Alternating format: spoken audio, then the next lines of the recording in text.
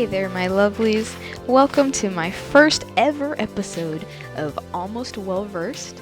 Little podcast just talking about usually books. Sometimes might talk about movies or music. Usually books, though.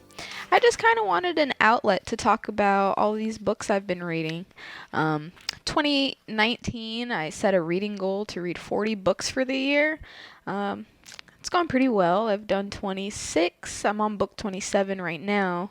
But I'm sure my husband gets tired of hearing me talk about these books to him, so why not tell you guys? So I'm going to try to stay consistent. We'll see what happens, though. So this first episode, we're going to talk about one of my favorite books that I've ever read. I first read this book actually back in high school. And I actually have bought this book about 3 times. I keep buying it, and then, no, I'm done with this book, so I'm going to sell it, and then I rebuy it. But I have it again on Kindle and the actual book. But this book is called Water for Elephants. Lovely book written by Sara Gruen from 2006. You may have heard of her. She's also written a couple other books. She came out with a book called Ape House, which I did also read. That was 2009, I think. And then she's also written Water's Edge and Writing Lessons. Neither of those I've read, though. But Water for Elephants, it's a lovely little historical fiction book. You know, it's fiction, but it's based on real life. It's set in the 30s, in the 1930s, and it follows this dude named Jacob Jankowski. He's studying to be a vet with his dad, and he ends up in the circus business. I know, the circus, but it's pretty interesting because in the 1930s, circuses were a whole nother ballgame than they are now. It's very weird.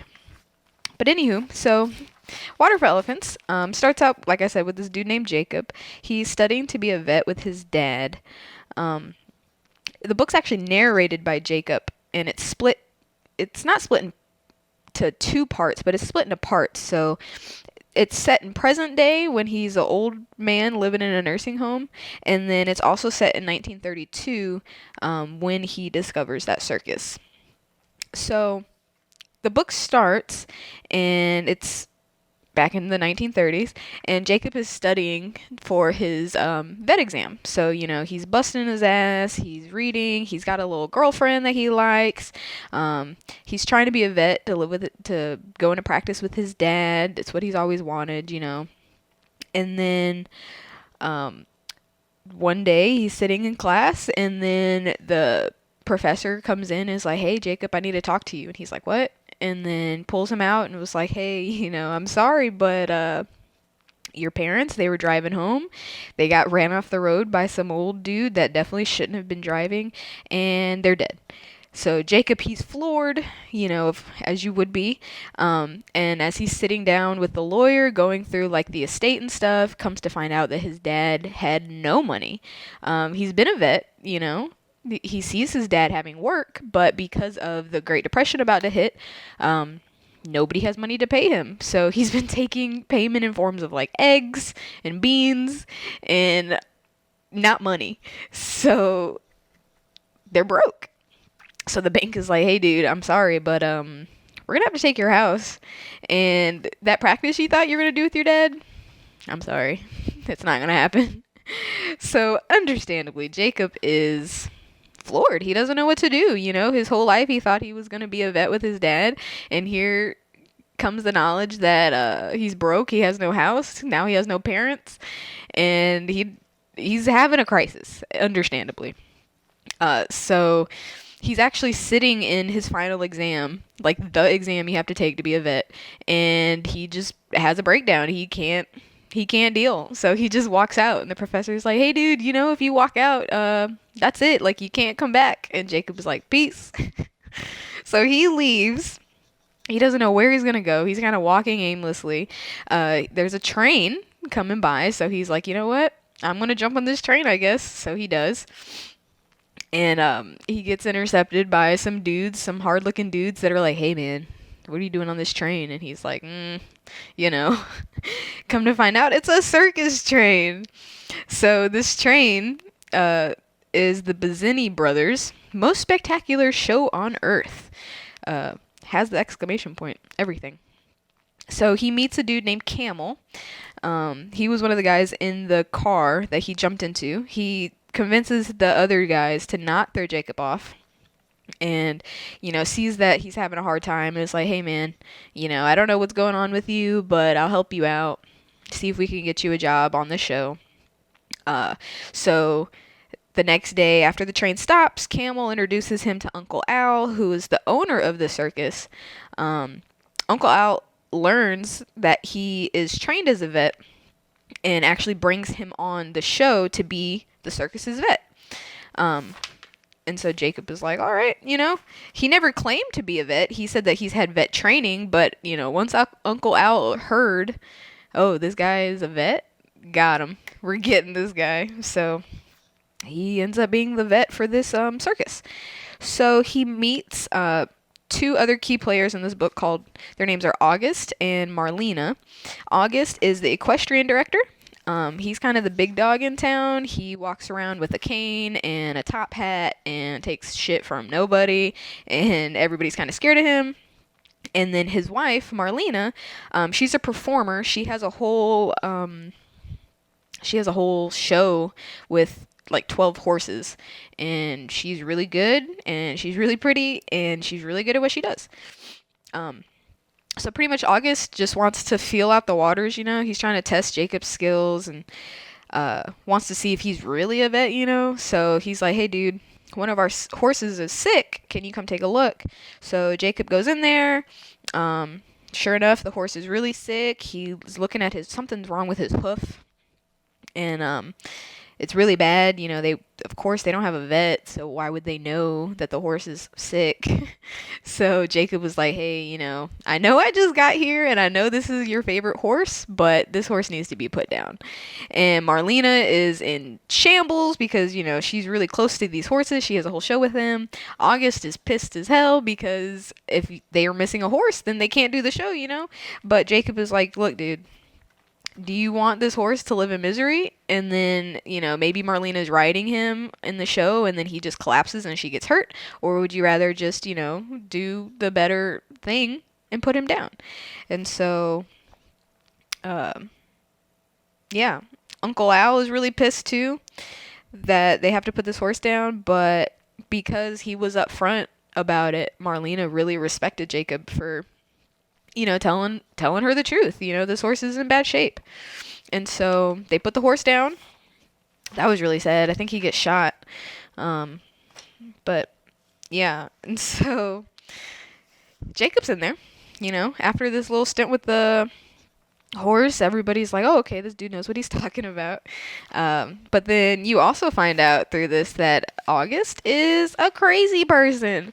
You don't realize how crazy he is until later on in the book, but you can definitely tell that he's got some screws loose. Yeah, this guy is not okay. But we're jumping ahead. That's not till later. And so after the whole thing with the horse, you know, Uncle Al, like I said, he's pissed that they had to put the horse down, but he's like, hey, well, Jacob knows what he's talking about, so we should get him on the show. And so he gets him a bunk, or he assigns him a bunk with a performer named Walter, aka Kinko. Remember, guys, this is the 1930s. And Kinko he's a dwarf, and he has a whole act, you know, but and he's really upset that he has to share this bunk with a working man. You know, he's like, oh, I'm a performer. I should be able to have my own bunk. I shouldn't have to bunk with this vet over here. And Jacob's just trying to navigate life, like trying to figure out the hierarchy of the circus and trying not to piss anybody off because, you know, he doesn't really have anything to go home to. So he's like, I got to make this work. Yeah.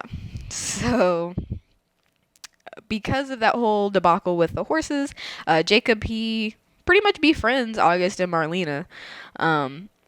Like I said, after hanging out with them, he starts to realize that there's something up with August. He's a little he's a little weird. Like, for example, one time he was hanging out with August and he wanted him to help him feed the lions. And so Jacob's like, sure, I'm the vet. I should know all the animals. And so he goes with him to feed the lions. August plays a joke on him by pushing him into the lion's pen while he's holding meat. And so Jacob is freaking the fuck out. He's like, oh, well, I guess today is the day my life ends, And then the lion charges at him and then chomps down on his arm. But then you come to realize that the lion had no teeth. So August is over here laughing hysterically, thinking it's the best joke he's ever told. Meanwhile, Jacob thought he was about to get his arm eaten off, So he did not take that too kindly. Yeah, so Jacob's pissed. He's super pissed. Like, why would you do that, right? And Marlena's like, oh, don't give him a hard time. He's trying to be friendly with you. Jacob's over it. Yeah. So he's trying to live life. The book keeps going.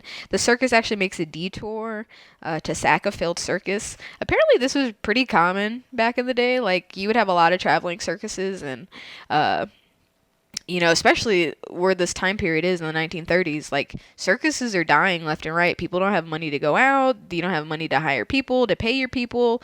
So circuses are just failing.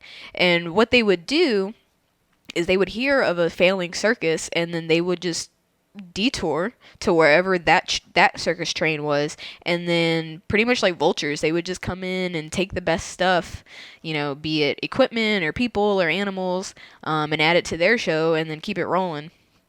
So they hear about a failed circus, so they make that detour. They get there and they're actually kind of late, and so Uncle Al's kind of pissed that they were so late. And they get there and they realize that there's an elephant. And they're like, what? An elephant? We don't have an elephant. And Uncle Al is like, man, we gotta snatch this elephant, man. That's what our show needs. If we can get an elephant, we'll be doing all right. And then he buys the elephant. And they're like, all right. The elephant's name is Rosie. Here's your bull hook. Oh yeah, by the way, your elephant is super dumb. And Uncle Al is like, what? And the bull handler was like, yeah, she's nice or whatever. Like, she's cute. Look at her face. But she's dumb as a bag of rocks. So good luck. And so now they're extra pissed because he spent a couple $1,000s on this elephant who's dumb as a bag of rocks. Doesn't listen to commands. She just kind of does what she wants. She's stealing snacks from the concession stand. She's drinking the lemonade. Like, she's just doing whatever she wants. And people are angry. Understandably so. August is pissed because now he's like, okay, well, I'm the equestrian director, like I'm like the animal director or whatever, and now I got this dumbass elephant I gotta deal with on top of all my other animals, and I can't get her to do anything I want. So what? And so yeah, August is having a rough time with her. Like I said, she keeps she'll take her stake out, like they'll stake her somewhere, like they'll put the stake in the ground and they'll have her in the back of the camp or whatever, and she'll take the stake out and she'll like walk around, and like I said, she'll steal concessions and take people's hats and put them on, and she's having a good old time, but they're getting pissed about her. One time she ends up taking the stake out and she just leaves. Like, Rosie escapes from the circus, and everyone's freaking out because they're like, oh no, we can't have an elephant out on the loose. You can't just have an elephant out in the town. And so they're out looking for her. She ends up in somebody's garden and she's just eating cabbages, just having the time of her life. And the owner is like, the farmer is like, get this damn elephant out of my yard. He's eating up my cabbages. So Jacob goes and, he gets her, and then he hears from the handler, from town speaking to Rosie in Polish. And if you couldn't tell by the last name, Jankowski, Jacob is Polish. So he hears this dude talking to Rosie in Polish, and he's like, wait, what? She's not dumb. She just doesn't know English. And so once they realize that, Jacob is like, well, I got my in, And so Jacob takes it upon himself to start dealing with her. and trying to get an act together, you know? And so even with that knowledge, knowing that she's not dumb, that she speaks Polish, August is still super pissed that she broke out and ate all this dude's cabbages. And so he takes her back to the circus and gets that bull hook, and pretty much beats the shit out of her. And Marlena and Jacob are super upset about it. Jacob is like, "Hey, man, she's a prankster, you know? She's a foolhardy elephant that's trying to have a good time. And she doesn't deserve to get beaten, you know? But August is not hearing it. He beats the shit out of her. And August, yeah, he's not having a good time. He's not having a good time. Jacob's not having a good... Nobody's having a good time, okay? So they try to make an act with Rosie.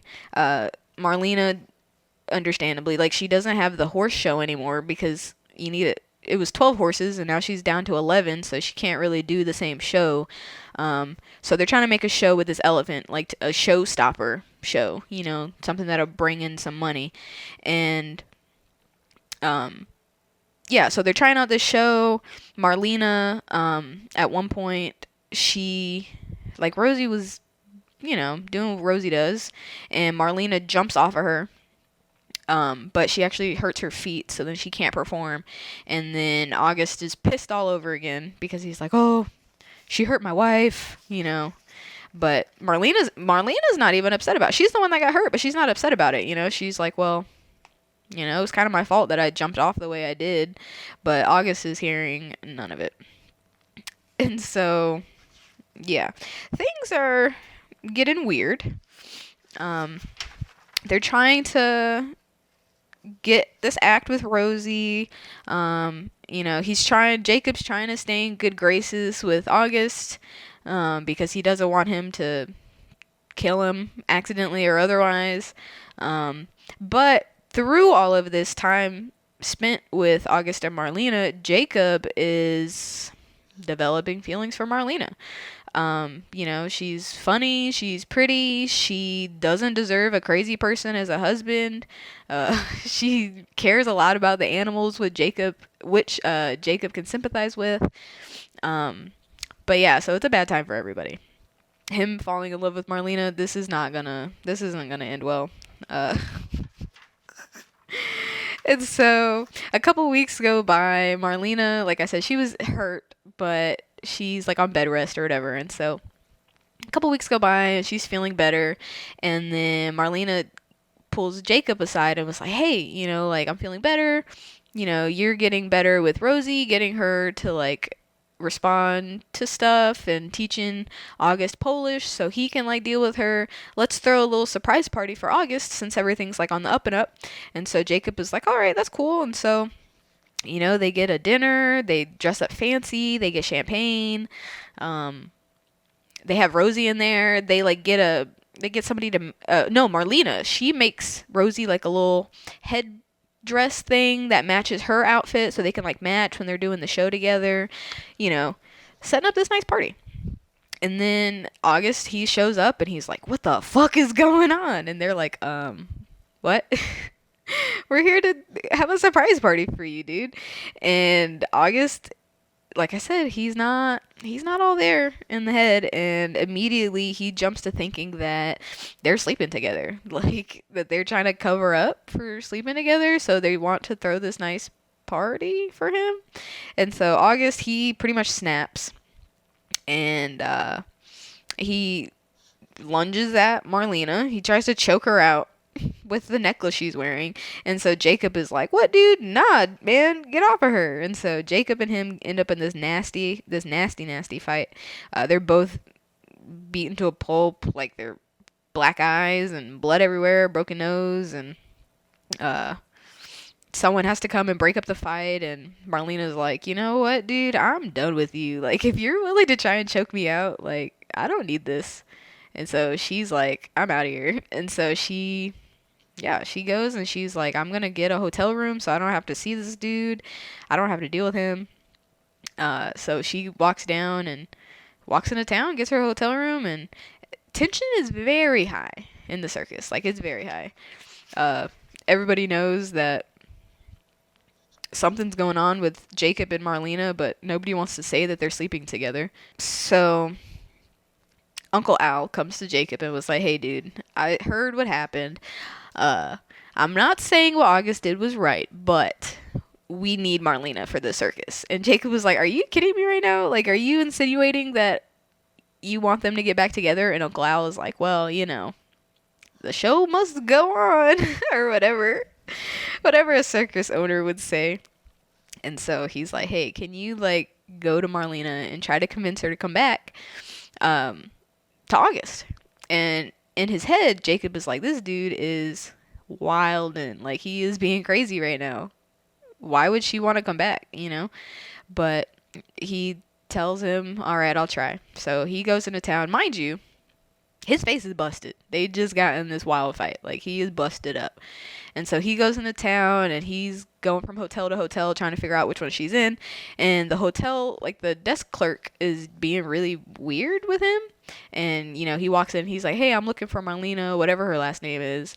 And the dude's like, oh, she's not here. And he's like, I'm pretty sure she is, because every other hotel told me to come here. But then Marlena hears that it's Jacob, and she peeks out and was like, oh, Jacob, I'm so happy you're here. And, she goes and hugs him, and then the hotel clerk dude is looking real confused, and she's like, oh, this is a different dude from the guy that was here earlier. So apparently August is out looking for her too. And so Jacob goes up to the room with her and, making sure she's okay, and Marlena is more worried about him because, like I said, his face is busted.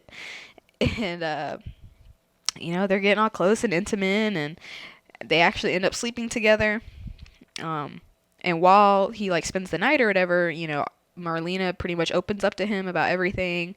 Turns out that August is actually schizophrenic. That's why some days he's happy-go-lucky, everything's great, I love my wife, I love my life. And then other days he tries to get you eaten by a lion. Like, that is not okay.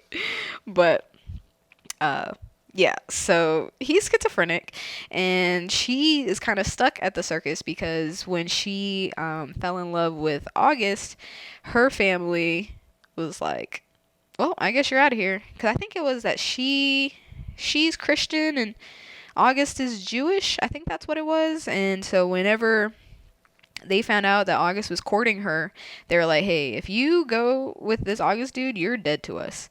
And so she was like, well, I guess I'm out. So she marries August, and then she ends up on the circus. But yeah, so she has nowhere to go. Her family won't talk to her. But now they're both scared for their life, understandably, And so her and Jacob, they make a plan on running away from the circus. They're like, we can't do this. Like, August is crazy. Our circus isn't doing well. We don't need this. And so, yeah. Jacob goes back to the circus and was like, well, Marlena, you take a couple days. We're going to play this out. Make it seem like I'm trying to get you to come back to August. But, we're really going to be planning our escape. And Marlena's like, all right, I'm down. And so everyone is super stressed out.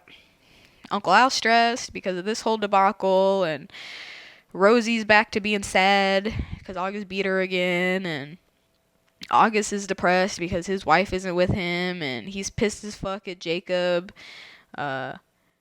Jacob's pissed. Everyone's pissed. Like, it's not a good nobody's having a good time. Okay? Nobody's having a good time.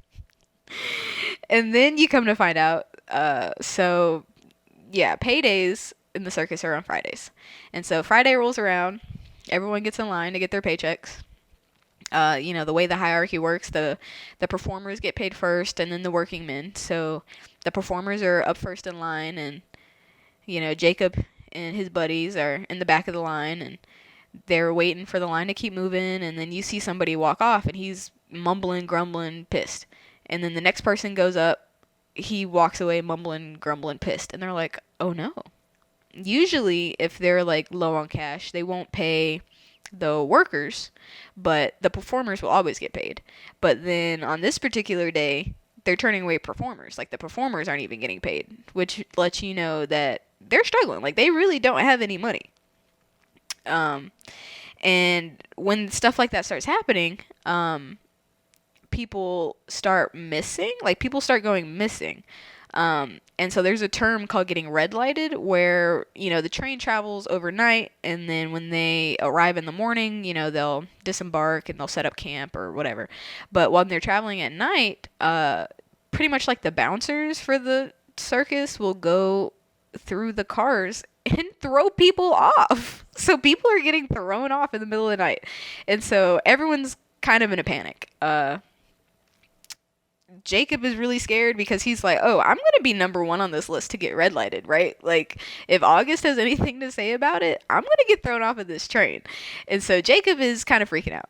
And not to mention that dude from the beginning that he befriended, that dude Camel, Camel fucked around and was drinking moonshine.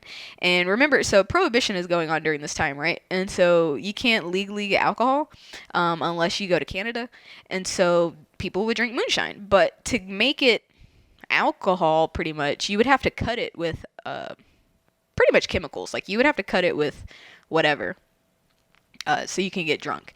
And because of that, all kinds of crazy stuff ends up in moonshine. And there was a sickness going around, like, you can look it up. There was a sickness going around at the time called Jamaican jerk leg, where it was like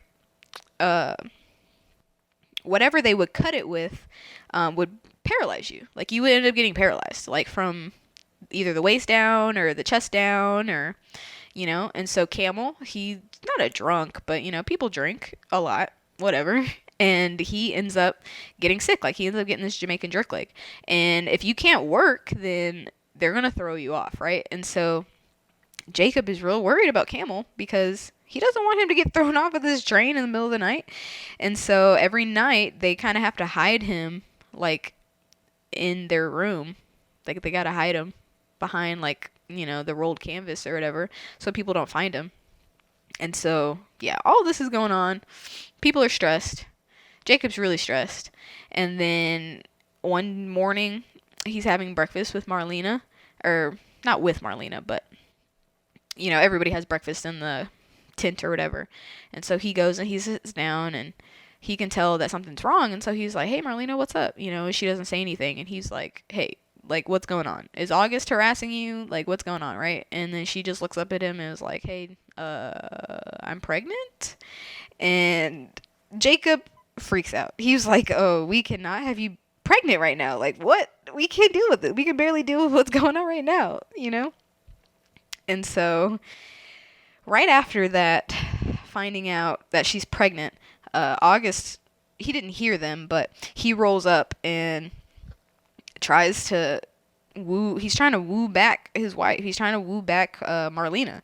And so he's getting desperate at this point because, like, some days have gone by, and he straight up tries to just snatch her, like, pick her up and then just take her back to the room.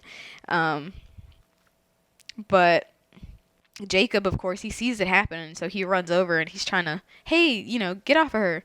But then somebody, like, clocks him in the back of the head, which knocked him out cold. And so then when Jacob finally wakes back up, he's in his room, and he's like, like, what happened? He got knocked out. He's concussed. And he can't focus. Like, his eyes won't focus on anything. So, like, he got hit really hard, right?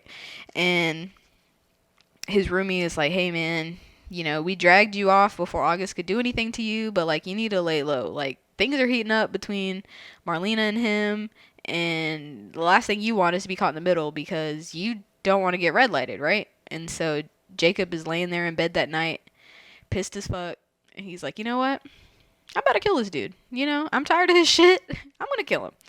And so he gets a knife and he climbs up to the roof of the moving train, mind you. It's moving, like, it's the middle of the night, so they're en route to wherever. So he climbs up on top of the train and he scales the train to August's car. He drops down in there and he sees August sleep in the bed, and he's, like, looking right over him. He's got the knife in his hand. He's looking at him, and he's like, you know what? I don't want to kill this dude. Like, I can't.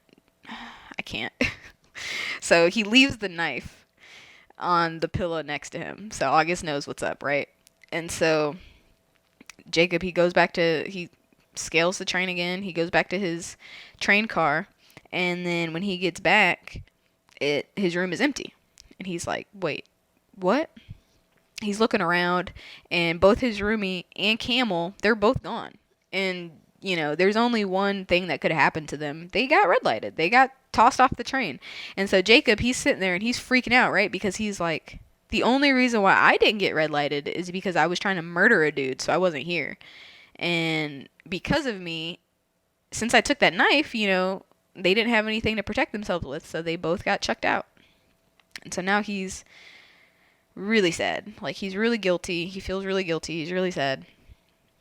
And he goes to Marlena and tells her about Camel and his roommate. And, it's funny because the performers, they hear, like, rumors about stuff that happens, but when he tells Marlena this happened, she didn't think that red lighting was really a thing. So she's really upset. Like, she's really shocked about it. And Jacob is like, you know what? Like, if I'm on this train at night again tonight, they're gonna toss me off. Like, they came to my room last night or to my car last night, and I barely missed them, but they're gonna come. Like, they're gonna come back. So it's not safe for me to stay. And so Marlena is like, all right, dude, like, let's just do tonight's show like normal, and then once the show is over, we can just, like, skip town. And so Jacob is like, all right, dude.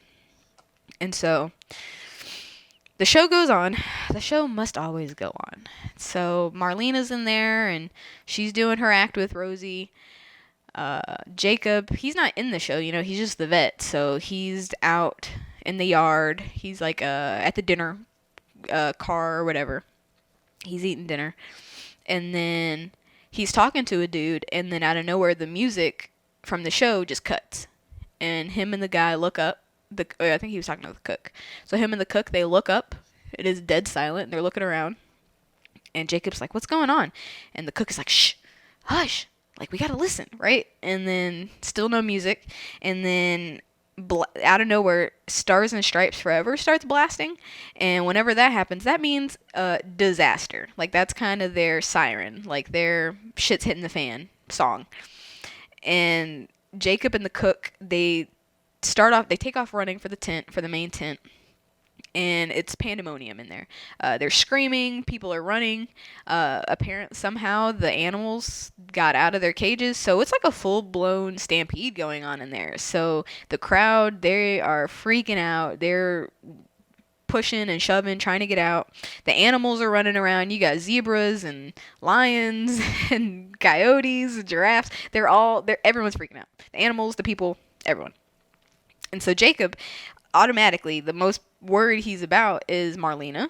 One, because she was in the middle of her act. And two, Rosie. Like, you don't want anything to happen to his elephant.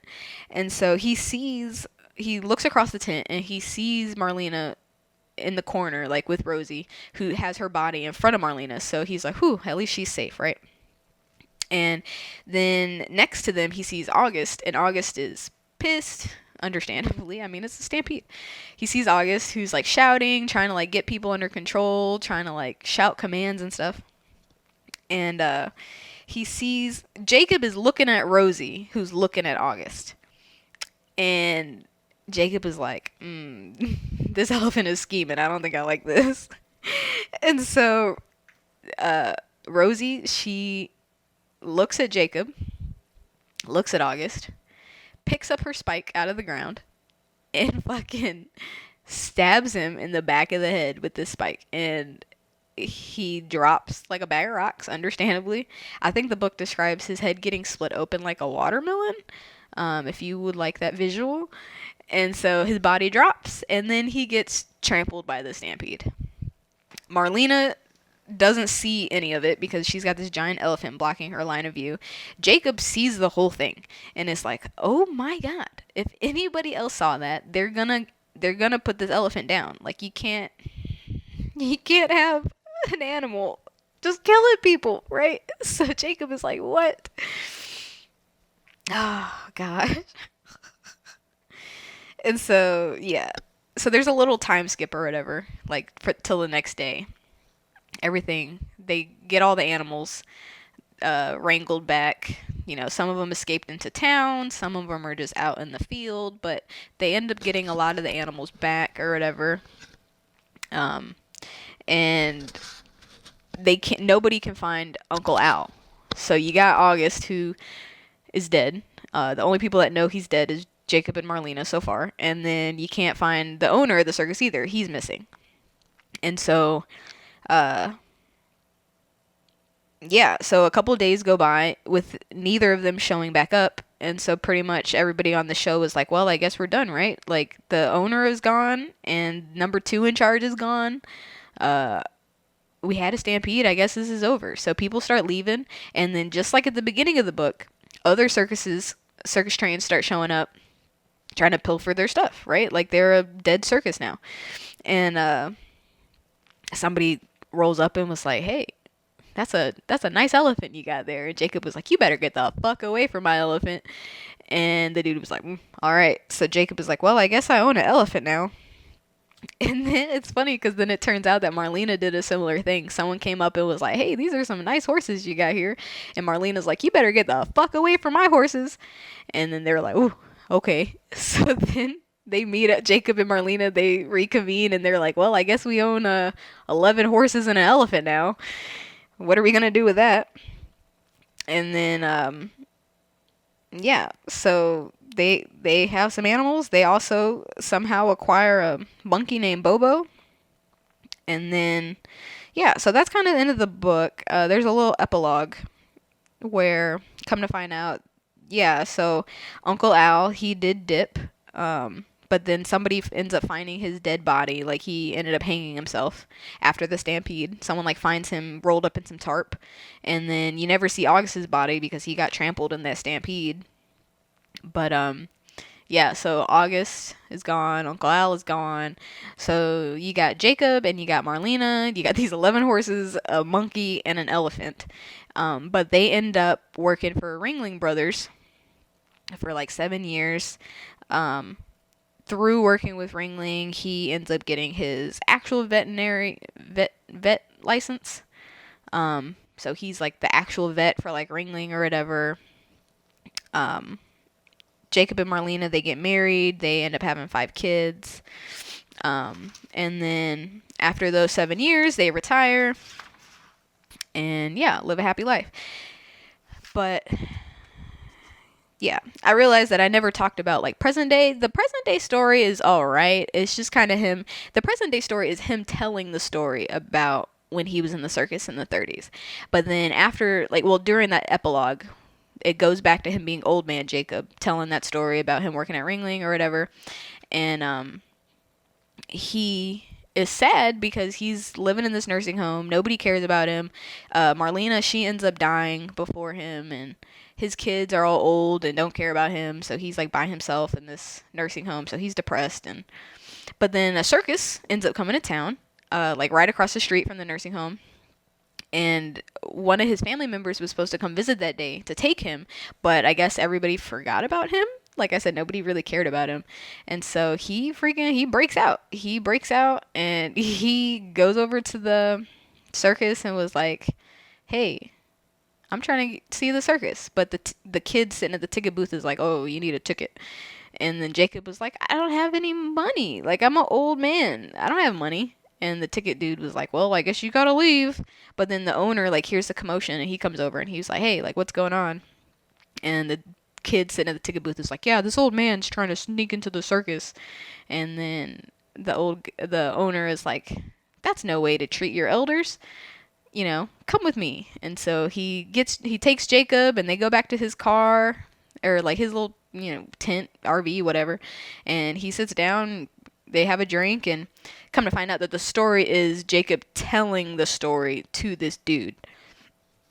And then the dude is like, wow, is like all of that true? And Jacob was like, yeah, I lived kind of a crazy life, but it sucks being in the nursing home, man. And Jacob was like, the owner was like, well,